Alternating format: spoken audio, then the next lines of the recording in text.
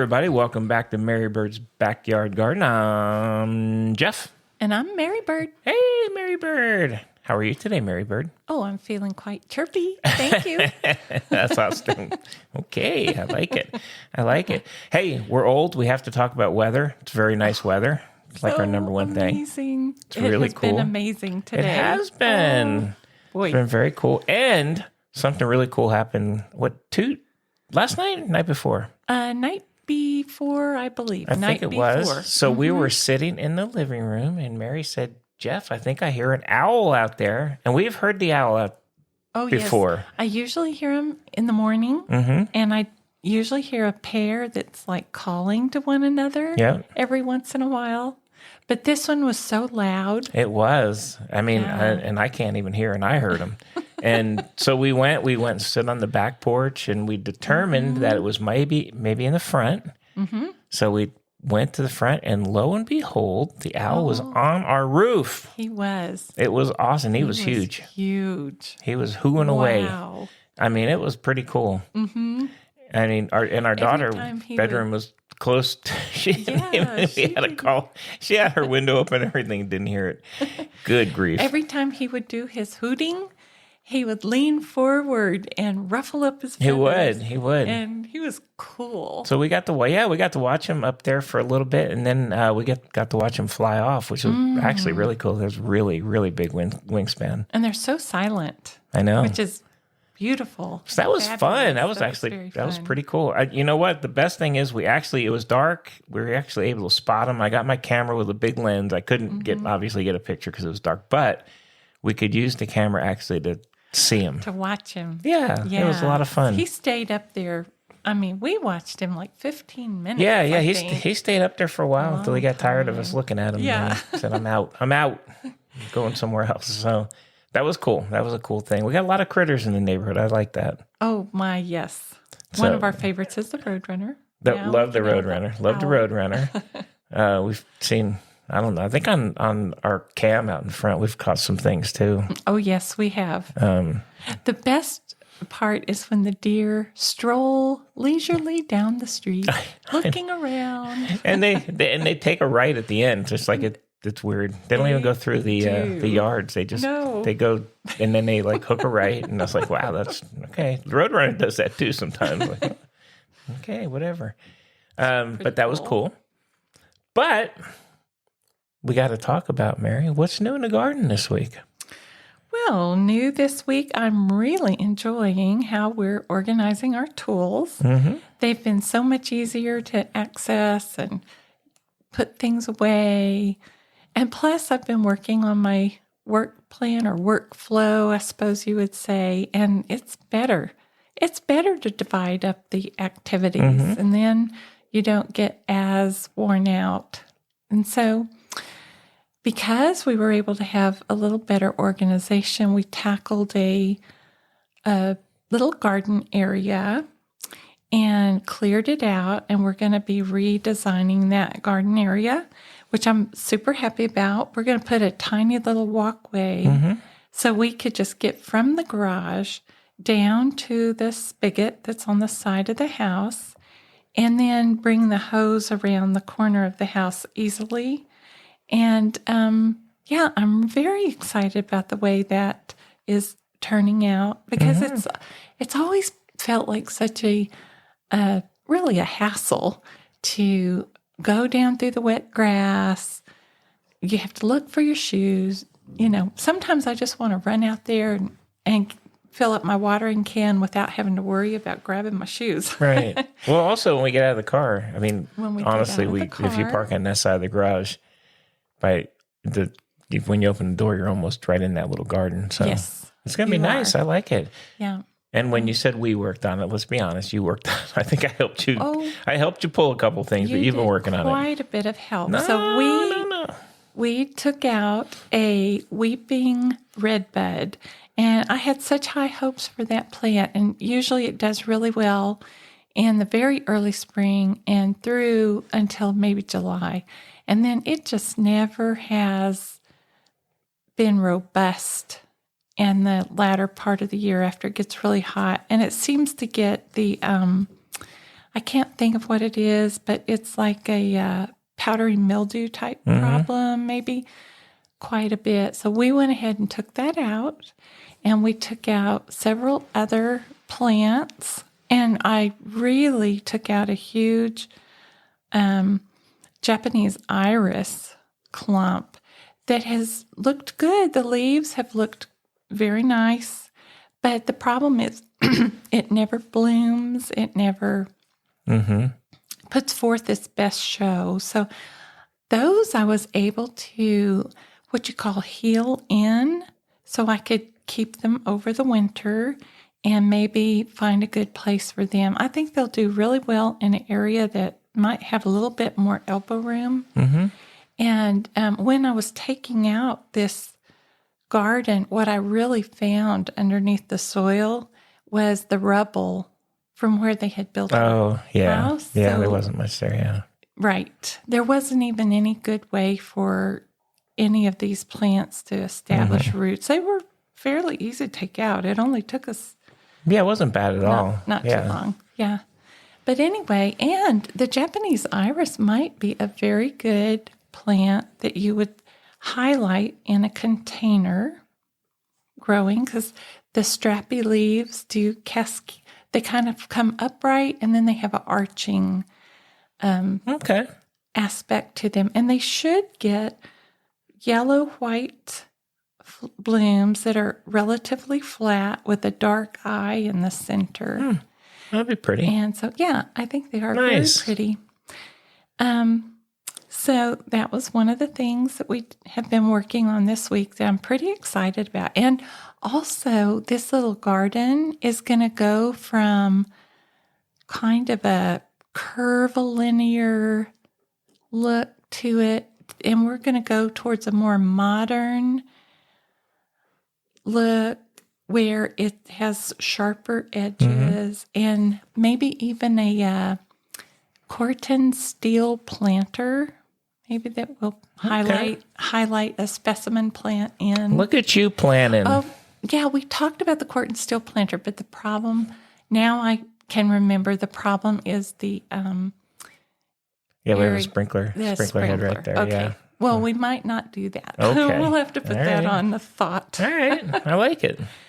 Maybe we could do some other decorative corten steel. Well, I'm going to leave it to you. You are the organizer and planner. That are not tall. Yeah. All right, cool. You're usually the IT guy. I'm the IT guy, but I'm not a plant guy. Okay, cool. And the other thing that I'm doing this week, which I'm very happy and excited about, is I'm gathering the worm bins and creating their winter habitat and getting them all tucked away for the cold weather. The worms. They slow down during the cooler weather, so they don't eat as much. But I put in our Halloween jack-o'-lantern, and they have been devouring it. I've been shocked at how quickly everything is gone except for the outer rind. Wow. Yeah. So except some of the seeds sprouted, which was kind of crazy looking when we looked That's under cool, there. though. Yeah. It is cool, right? Yeah. And so that's what is new in the garden this week. Well, thank you, Mary. I like that. Got to mess with you a little bit. Well, cool. So I know you have an interesting topic for today you were talking to me about. So I do. I'm going to kick it over to Mary for today's topic. So one of the reasons that we needed to redo this little garden is a little sad. But earlier this year, we talked about not pruning your roses during the hot weather. And so I decided to follow that program.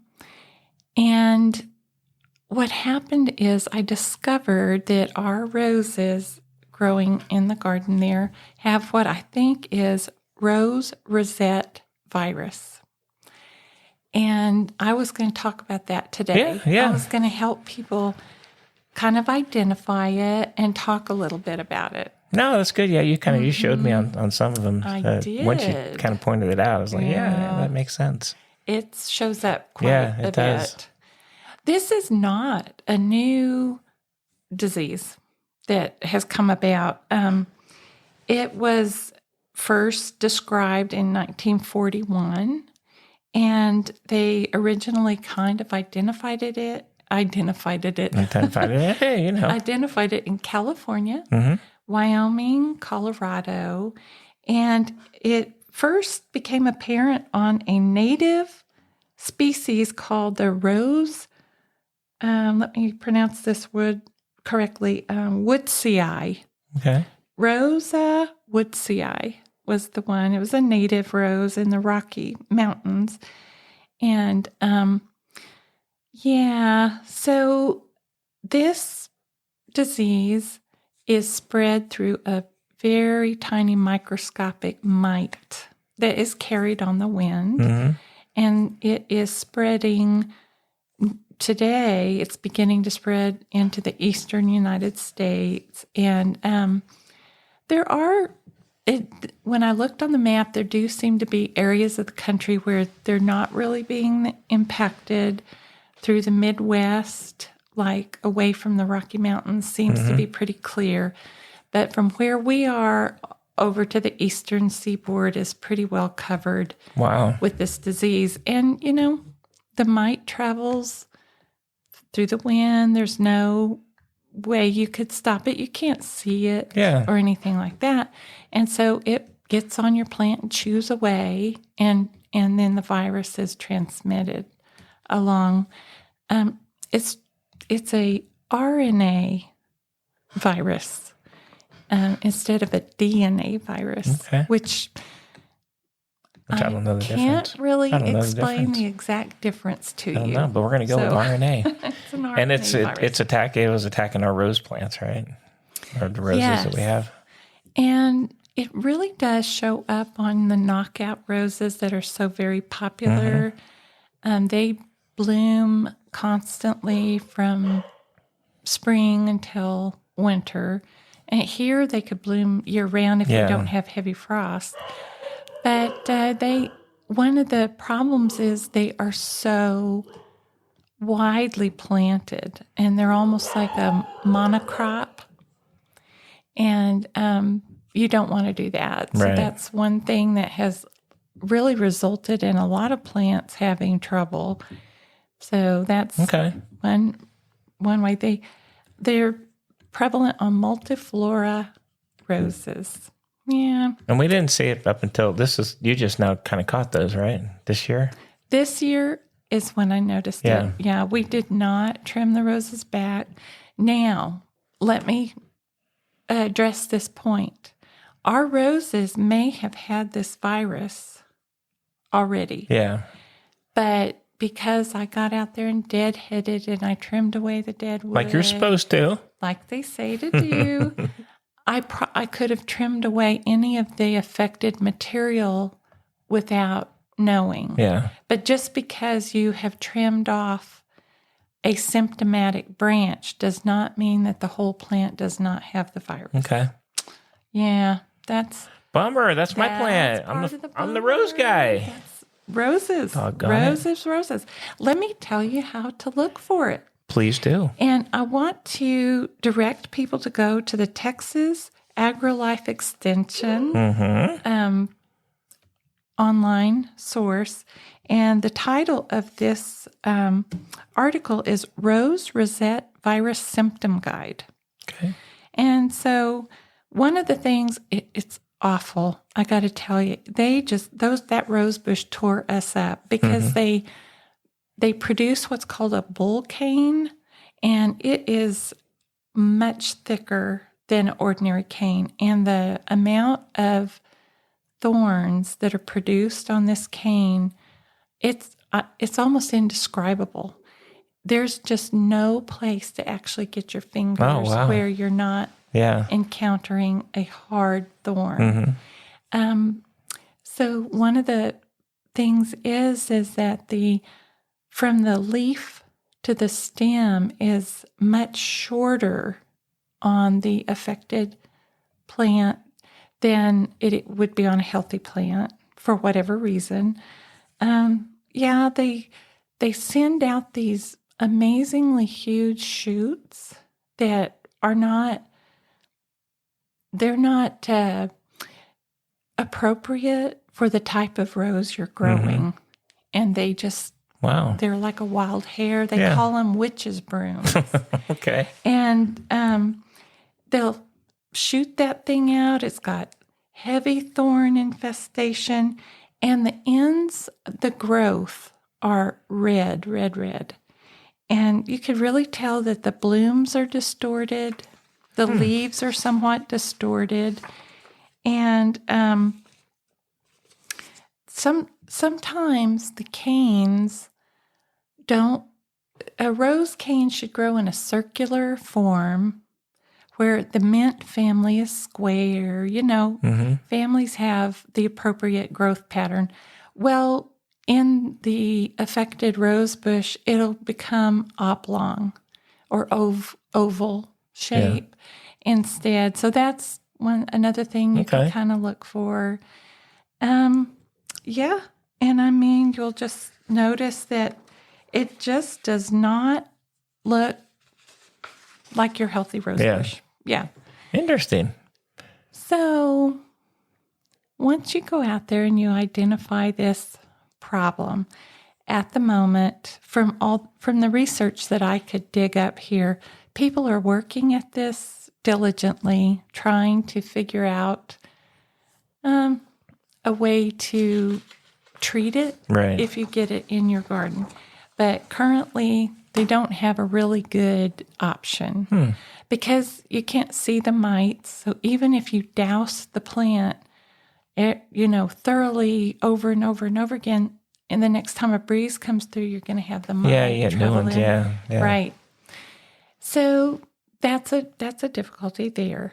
Now, in my reading, what I really understand is that the virus is not transmitted into the soil underneath the plant. But if you left a root that you didn't dig up a root under there and you replanted another rose, you could transmit the virus through the root. However, if you thoroughly dig through your soil, according to the sources that I've been reading, you won't have the virus in your soil. You can certainly plant other things. You could try to do an extended time period. You could try cover cropping and do an extended time period before you tried another rose, something like that. But there's no guarantees. Okay. Right? And so Bummer. It's basically dig it up. And like we did, we chopped it up real good. And it does not want to be, so I made a mistake. I put it in the brown bags to send, to have them, I think if it goes through a properly maintained compost heap with the high temperatures, and it's possible that the compost from it, could come out okay. Oh, okay. If you really knew what you were doing and you really maintained the temperatures for the appropriate amount of time. And I can't do that here on our property, so we went ahead and sent it to the recycling. And, you need to dig it up and chop it up and let it go. Well, it's very sad. It is. I know. I like my roses. So maybe we'll get some that don't have it. We'll have to see. Yes. Plant. Now, these are in the front yard. Yeah. Just going to have to really inspect the plants and. Okay. Yeah. Got to save my roses. Roses. Make a little sign, save the roses. So, what would you plant? What are some things that might be interesting to plant in the place of the roses? One of the things I've admired while we've been walking around the neighborhood is a Texas native, and it's called the Texas rock rose. It's actually a Pavonia laciopetula. Okay. Anyways, it's in the mallow family. such as a hibiscus would be. Yeah, and so they have a rose look-like flower. They bloom from the summer all the way through fall. You can sort of shape them a little bit the way you would like them. They grow about 3 to 4 feet tall and around 3 feet wide, and they really do. If it has a good hard frost, you have to trim it to the ground and allow it to grow back, but they do pretty good in our area. So are they not, they're just called rock roses? They're not actually roses? Right. They're in the mallow family. Okay. Yes. Where roses are rosaceae. I gotcha. Family. Yeah. Okay. It's a different family, so you might not run into that problem. You could run into powdery mildew. But powdery mildew is pretty easily. Yeah, we knocked that out. Get rid of that quickly. I mean, another one that I'm going to suggest here is a dwarf crepe myrtle. And that could have the same problem as well, but you can kind of control it a little bit. Anyways, a dwarf crepe myrtle that will grow. It's going to get 2.5, 3 feet tall, long flowering period. Both of these plants offer pollinator-friendly flowers, and then they offer seeds later on that the birds like to eat. So the rock rose attracts butterflies and hummingbirds. So it's a good We like one. that. We love that. We love stuff that are attractive. We love attractors. So, yeah. We really do. Yeah, we do. Now, one thing that was suggested that I have had a very hard time growing, but other people do so well with it, is called a Tuscan blue rosemary. And I think that they bloom in the early part of the year, and they have a beautiful blue flower. Of course, they attract pollinators like crazy, but they really do need to be in a very dry spot. They don't really like to have a lot of water. And I do think that our spot with the sprinkler might not be a good choice right there. But if you have a good dry spot, that might be a good idea. Good alternatives. So one of the things that I'm considering putting in the place of the roses is the golden thralis, which is so pretty. We have it in the backyard. You always tell me, Mary, what is that yellow flower? It has a small yellow flower that's sort of a clear yellow.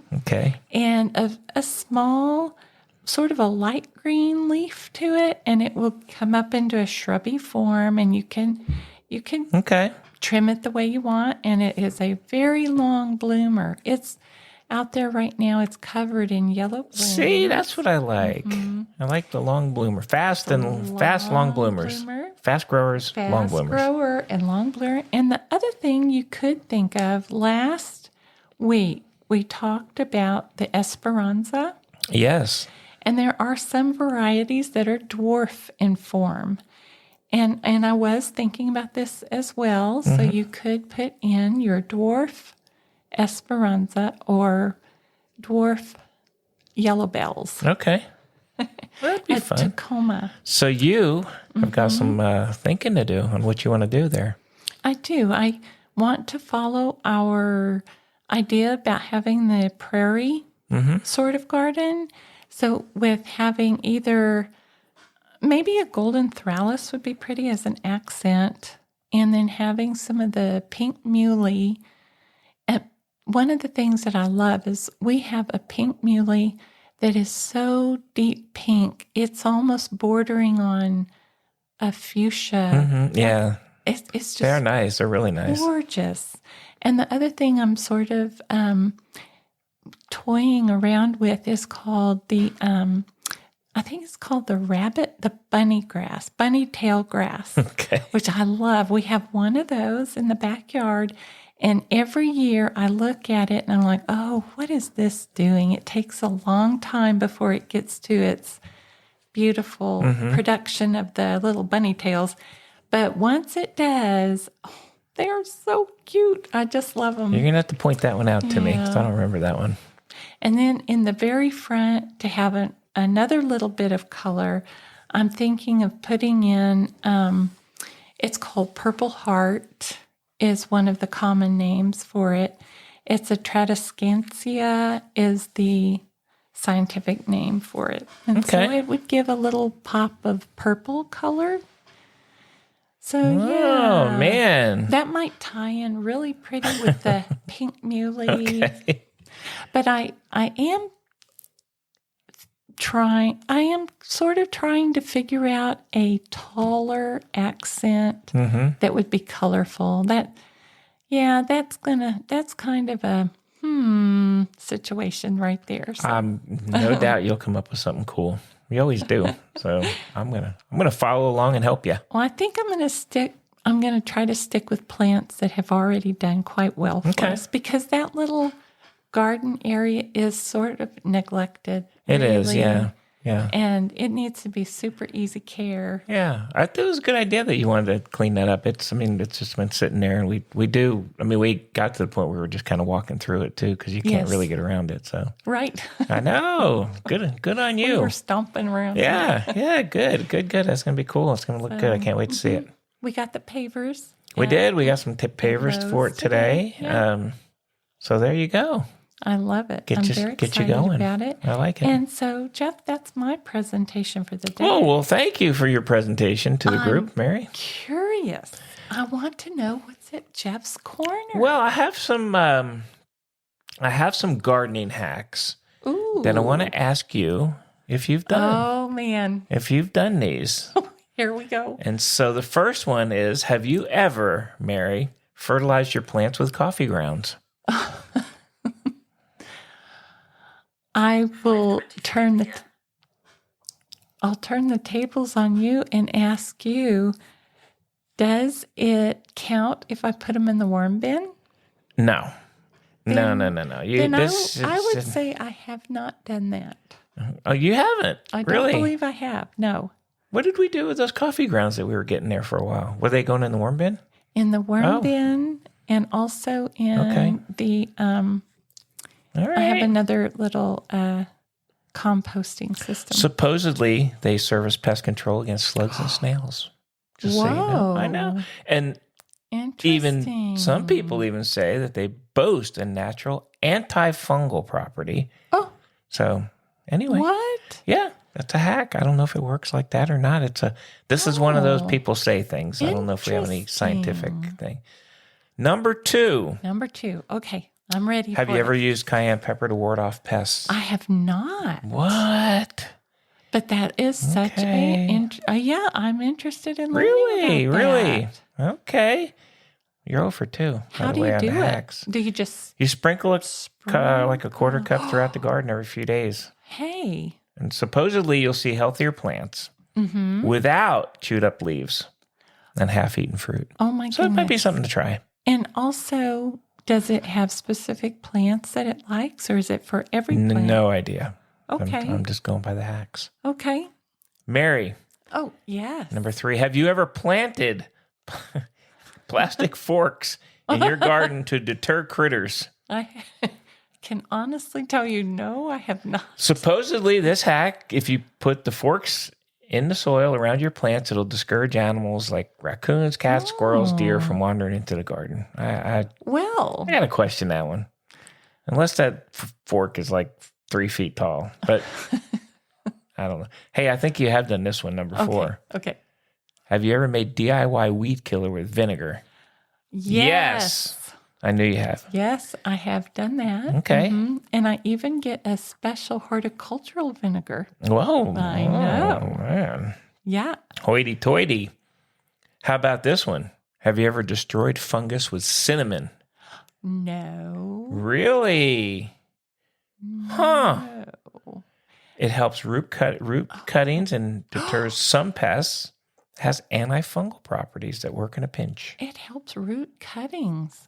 Oh, my. Okay. I mean, I watched a gentleman on YouTube that I really like to watch, and he was doing a desert rose. I can't think of the scientific name of the desert rose right offhand, But he did use cinnamon, and he sprinkled it on any open wound that the plant had gained during the so maybe it does repotting. Work. It might work. Well. Now, here's one I know you haven't done. Have you ever tried to boost your garden nutrients with banana peel juice? Oh, no, I have not done that. So you throw the banana peels in a blender, put some water in it, mix it up, and you pour it around your roses and tomatoes to give them a nutrient boost. Maybe wouldn't that be amazing if that could have been the preventative? That would have been great. Have you ever, Mary, used chamomile tea on your seedlings? Oh, no, but I would like to. Another antifungal property. So you steep a little chamomile tea and you use it on your seedlings. Okay, it's kind of like cinnamon. It could be like cinnamon. It kind of supposedly does the same thing. You can spray a little bit on there. Okay. Have you ever? I know you haven't because we don't drink a lot of milk. Have you ever used milk jugs for sheltering your plants? No. Cut off the top and place it upside down over a seedling. Shelter them from the cold wind. There we go. Or you can put warm water and place them in a circle around each plant to provide a little extra heat. I have heard of people doing that. Have you really? In their tomatoes, if they want to plant them super duper early, to do the milk jug filled with water, and then they'll cover it with like a plastic sheet or something to help hold the warmth. Wow! All right, you've heard frosty nights. All right, I got this one for you. Have you ever watered gardenias with soda? Like Coca-Cola? That. I have never. Maybe you use a little bit on the gardenias, and it's supposed to encourage a more lustrous bloom. Whoa. You give a little drink at the beginning of the season and repeat once more for the best results. Interesting. Now. Okay. Here's the last one. Yes. I know for a fact you've not done this one. Have you, before you went and dig out in the garden, have you ever rubbed your nails over a bar of soap before you go in the dirt? No. Supposedly it creates a convenient barrier against dirt that can be washed right off when you come back inside. That sounds like so you can scrub your nails in a. That sounds like a good practice. No. Yeah. Really? You think so? I usually So you're going to scrub your nails on a bar of soap? And then you're going to go out there, and then when you come in, you're just going to wash it out. I don't know. Well, I don't know if it would just wash off. It says it just washes right off. Washes right off, huh? That was kind of weird. I think some of these are valid. I'm going to tell you right now, the whole fork thing, a 2-inch fork or whatever it is, that's not deterring anything. I will tell you that as far as looks go, I might not be too in favor of it or excited about it. But if I had a problem with cats coming into my garden that I wanted to repel, the fork thing might be a very good idea. I think the cats would not appreciate trying to get into the soil. If they're but you'd almost have like you'd have to like a minefield of them. You'd have to lot. Yes, that's a lot. Good. Well, I guess if you have a lot, it would deter because there's nowhere to step. Right. But then you couldn't work on them either. Well, those were my Jeff's Corner hacks that I have some doubts about. Oh, well, but I wanted to ask you about it. So, there's no scientific data behind any of these. These are just some hacks that I found out there. I will say that the getting rid of weeds using vinegar and orange oil, it's not going to permanently destroy all the roots. You have to reapply it over and over, but it smells amazing. If you're using horticulture vinegar, you don't want to have it on your skin or near your eyes or anything like that. You want to be super careful. Okay. And you want to look up a recipe for that. But, vinegar and orange oil what it does is it burns and dries out the leaves And I have treated our weed problem. All right. I might go with that one. Treated. Now, it doesn't kill the nut kernel under the soil, but nutsedge. Nutsedge is a real, that thing is he is trouble, I'll tell you. He's messing with us. He messes with us. He does. But yeah, it will kind of help push it back. Okay. Well, all right. Well, so we'll say out of those 10, maybe a couple of them are valid. I agree. Some of them, like banana peel juice. I mean, I don't know. I don't know. But there they are. They're there for the taking. What I love to do is feed those bananas to the worms. I know. Everything goes to the worms. Everything goes to the worms. The coffee, bananas, pumpkin. So the worms, and then we take the worm stuff and put it out there. That's right. I guess in an odd way, it does make it to the garden. Yes, it does. All right. That's all I have. Thank you, Jeff. Yeah, I loved absolutely. it. That was really fun. It was a fun one. I like quizzing you. It's my new thing now. I quizzed you last week, too, I think. Maybe I'll be quizzing you every week on stuff. Man. Yeah. I better brush up. All right. Did you have anything else? I don't think I do. I wish everybody very happy gardening. There's still lots of times to plant if you're here in Central Texas. And this is a beautiful time to get outside. Yeah, it's nice out. Nice out. Everything's looking pretty good. All right. Hey, again, we appreciate you guys hanging with us and joining us each week as we bring you excruciatingly cool information, especially hacks and all about gardening. No. But we hope you guys are enjoying it, and we appreciate you guys joining us, and we hope you join us next week. We'll be right here at the same time, same place. Happy gardening, everyone. And we'll see you next time. Bye. Bye.